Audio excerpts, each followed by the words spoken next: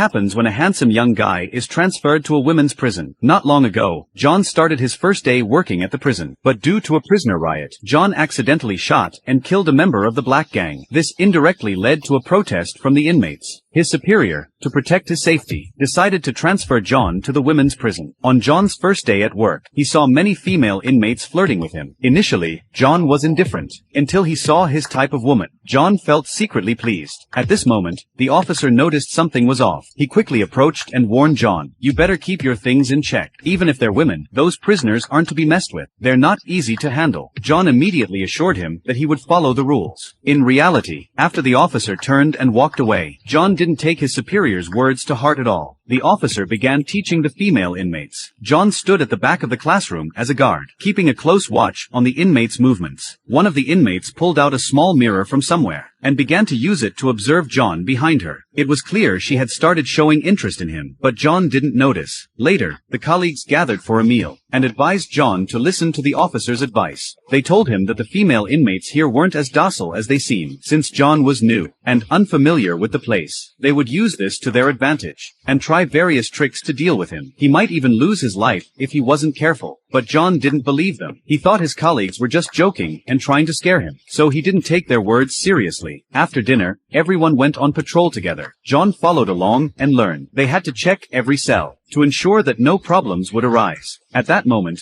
a colleague noticed that one of the female inmates had somehow gotten a phone and was texting. The colleague walked over and confiscated it. John also went to check the next dormitory, but he found the same female inmate from earlier, with a sinister look, lifting up her blanket. John hesitated for 2 seconds, and then turned and left, because his colleague was already warning him. The next day, John continued to guard the female inmates during their lessons. As that same female inmate walked in front of him, she subtly pressed herself against John. She secretly handed him a note. Little did he know, it was this action that would cost John his life.